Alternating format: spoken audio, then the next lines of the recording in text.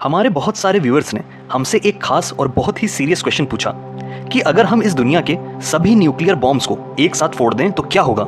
अजीब बात यह है कि हमें इसका कोई परफेक्ट सोर्स तो नहीं मिला जिससे हम इस बात का अपने तरफ से एक सेटिस्फैक्टरी आंसर दे पाते। इसलिए हमने कई सारे साइंटिस्ट से बात की जिससे हमें इस क्वेश्चन का आंसर मिल सके कि अगर ऐसा हो तो क्या होगा, जो बहुत ही सीरियस साइंटिफिक प्रॉब्लम है। करेंटली हमारी अर्थ पर 15,000 न्यूक्लियर वेपन्स हैं। यूएस और रशिया दोनों के पास करीब 7,000 और France, China, UK, India, Israel, Pakistan, साथ ही नॉर्थ कोरिया के मिलाकर लगभग 1,000 न्यूक्लियर वेपन्स प्रेजेंट हैं। बट यह पावर कितनी ज़्यादा डिस्ट्रक्टिव हो सकती है, चलिए जानते हैं इन सभी को कि एक साथ मिलाएं तो क्या होगा। इस दुनिया में लगभग 4,500 शहर यानी अर्बन एरियाज हैं जिनकी पॉपुलेशन कम से कम 1 मिलियन के आसपास हो सकती है। बहुत से शहर एक दूसरे से बड़े छोटे भी हो सकते हैं। सो हम लोग ये एज्यूम करके चलते हैं कि एक सिटी के लिए on an average 3 nuclear bombs की जरूरत पड़ेगी जिससे वो कंप्लीटली वाइप आउट हो सके। इसका ये मतलब हुआ कि हम इस प्लेनेट अर्थ की किसी भी सिटी को इजीली वाइप आउट कर सकते हैं हमारे न्यूक्लियर आर्सेनल के थ्रू, जो कि 3 बिलियन पीपल को मार सकता है, मतलब रफली हाफ ऑफ द ह्यूमैनिटी, वो भी एक चुटकी में। और ऐसा करने के बाद भी हमारे पास 15,000 न्यूक्लियर वेपन्स बचे होंगे जिसे एक्सपर्ट्स ओवरकिल का नाम देंगे। सो इस बात को हम पूरे कॉन्फिडेंस के साथ कह सकते हैं कि हमारे पास बहुत सारे न्यूक्लियर वेपन्स हैं जो कि बहुत बड़ा डैमेज कर सकते हैं। पर अगर क्या हो कि हम सभी 15,000 न्यूक्लियर बॉम्ब्स को एक साथ रखकर ट्रिगर दबा दें तो चलिए फिर हम अपने इस न्यूक्लियर पाइल को अमेज़न फॉरेस्ट के बीच में डालकर देखते हैं कि क्या होगा। दिखाते हैं नेचर को कि असली बॉस कौन है। हम इस डिजास्टरस कंपाइलेशन को जंगल के बीचों बीच में रख सकते हैं। सिर्फ एक यूएस के न्यूक्लियर वॉरहेड के पास 2 लाख टन टीएनटी के बराबर पावर होती है। अगर 15,000 न्यूक्लियर वॉरहेड्स की पावर को कैलकुलेट करें तो ये 3 बिलियन टन्स ऑफ टीएनटी के बराबर है। इसको मेजर करें तो ये मैनहट्टन आइलैंड को दोबारा बनाने में काफ़ी है। मतलब हम इतने टीएनटी से मैनहट्टन आइलैंड के बराबर एक जगह और हर एक बिल्डिंग जो सिर्फ टीएनटी से ही बनी हो वो खड़ी कर सकते हैं। ऐसा ही एक इंसिडेंट है जिसकी एनर्जी को हम यहाँ की गैदर्ड एनर्जी के साथ रिलेट कर सकते हैं, जो है एक वॉल्केनो यानी ज्वालामुखी। आज तक की हिस्ट्री में सबसे खतरनाक और जानलेवा वॉल्केनिक इरप्शन हुआ था ईयर 1883 में, जो कि क्रैकाटोआ आइलैंड पर हुआ था। ये इरप्शन इतना पावरफुल था कि इसने 70% आइलैंड को डिस्ट्रॉय कर दिया था, जिसमें दसियों हजार लोगों की जान चली गई थी। इसका असर इतना भयानक था कि पूरी दुनिया ने इसे कई दिनों तक फील किया था। हमारा ये 15,000 वॉरहेड्स का न्यूक्लियर कंपाइलेशन क्रैकाटोआ वॉल्केनिक इरप्शन की एनर्जी से 15 गुना ज्यादा पावरफुल है। तो फाइनली अब हम इस न्यूक्लियर पाइल की बटन को दबाते हैं। लेट्स सी कि अब क्या होगा।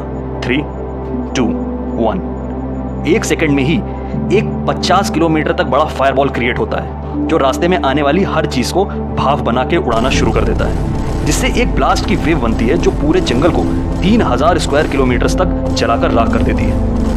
250 किलोमीटर तक की हर एक लिविंग थिंग जलना शुरू हो जाती है। ये एक्सप्लोजन इतना तेज होगा जिसको दुनिया में कहीं से भी सुना जा सकता होगा, जिससे पूरी अर्थ पर प्रेशर वेव्स क्रिएट होंगी जो 10-10 बार कई हफ्तों तक रहेंगी। कई मिलियन टन्स जलता हुआ मटेरियल एटमॉस्फेयर में उड़ता चला जाएगा।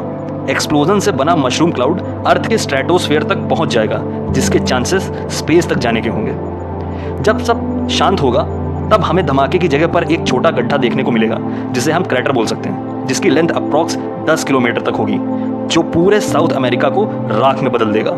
हर शहर, हर जंगल, सब कुछ। इसके सबसे खतरनाक पार्ट तो अब शुरू होता है। चारों तरफ फैला एक्सट्रीमली रेडियो एक्टिव मटेरियल सभी जिंदा चीजों को बहुत ही तेजी से खत्म करना शुरू कर देगा। एक्सप्लोजन के पास से का पूरा एरिया एक बंजर जमीन की तरह हो जाएगा, और तो और हवा के चलने से ये हजारों किलोमीटर्स तक को बर्बाद करता चला जाएगा। मशरूम क्लाउड और एक्सप्लोजन से रेडियो एक्टिव मटेरियल पूरी दुनिया में फैल जाएगा, जो कैंसर की तरह आधी ह्यूमैनिटी और आधे इन्वायरमेंट को खत्म कर देगा। रेडियो एक्टिव पार्टिकल्स का एक पोर्शन स्पेस में कई सालों तक फ्लोट होता रहेगा, जिससे पूरी दुनिया का टेम्परेचर कई गुना नीचे चला जाएगा, जिससे न्यूक्लियर विंटर शुरू होगा। अर्थ पर ऑलमोस्ट चीज़ें फ्रीज होना शुरू हो जाएंगी, पर फिर भी बची हुई ह्यूमन लाइफ सर्वाइव कर लेगी।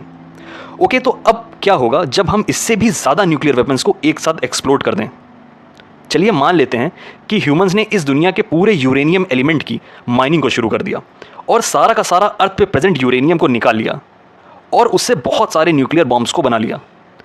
प्रेजेंट डेटा के अकॉर्डिंग अर्थ क्रस्ट में 35 million turns estimated uranium present है आज भी, जिसमें इस पूरी दुनिया को 2000 सालों तक पावर देने की कैपेसिटी है और इतने यूरेनियम से मिलियंस ऑफ न्यूक्लियर वॉरहेड्स बनाए जा सकते हैं। For the shake of the argument हम मान लेते हैं कि हमने 10 बिलियन हिरोशिमा बॉम्ब्स लिए, जिसका साइज 3 किलोमीटर ऊंचे और बड़े क्यूब के बराबर होगा, जिसके अंदर इतनी एनर्जी होगी जितनी उस एस्टेरॉयड में थी जो डायनासोर्स के एंड का रीजन बना था, आज से 65 मिलियन ईयर्स पहले, जो कि एक न्यूक्लियर की तरह ही था।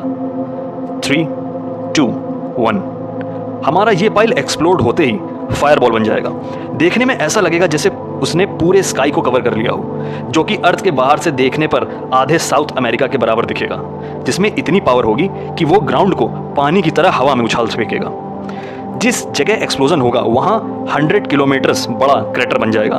पूरे के पूरे माउंटेन रेंज भी भाप बन के उड़ जाएंगे, वो भी 1 सेकंड में। एक्सप्लोजन की वजह से सारा मटेरियल स्पेस तक उड़कर चला जाएगा। कुछ पार्ट तो स्पेस में ही चला जाएगा और कुछ पार्ट वापस रेन की तरह अर्थ पर बरसेगा, जो पूरे एटमॉस्फेयर को एक ओवन की तरह गर्म कर देगा, जिससे सारे बड़े एनिमल्स खत्म हो जाएंगे और पूरी दुनिया में एक बड़ा फायर स्टॉर्म क्रिएट हो जाएगा। पूरी अर्थ एक बेल रिंग की तरह वाइब्रेट कर उठेगी, जिससे दुनिया में इतने भयानक अर्थक्वेक्स आएंगे जो आज तक किसी ने सोचा भी नहीं होगा। तेज फायर स्टॉर्म से सब कुछ जलकर राख हो जाएगा। उससे उड़ने वाले पार्टिकल से पूरा एटमॉस्फेयर कवर्ड हो जाएगा कि सनलाइट भी नहीं पहुंच सकेगी। ऐसा कई सालों तक बना रहेगा, जिसके कारण पूरे अर्थ पर प्रेजेंट लाइफ का एंड होना शुरू हो जाएगा। इस दुनिया का हर कोना रेडियो एक्टिव रेडिएशन से भर जाएगा। ये ह्यूमैनिटी का अंत होगा। जो भी एस्ट्रोनॉट्स इंटरनेशनल स्पेस स्टेशन में होंगे वो भी एक्सप्लोडेड मटेरियल के टकराने से खत्म हो जाएंगे, और जो सबमरीन्स बंकर्स में हजारों फीट नीचे समुद्र में होंगे वो फूड सप्लाईज के खत्म होने से मर जाएंगे। मींस कंप्लीट वाइप आउट, कोई नहीं बचेगा। एक पॉसिबिलिटी यही रहेगी कि जब अर्थ अपने आप को दोबारा रिपेयर करेगी, जिसमें करीब 100 मिलियन ईयर्स का टाइम लगेगा, तब फिर एक नई लाइफ की शुरुआत होगी।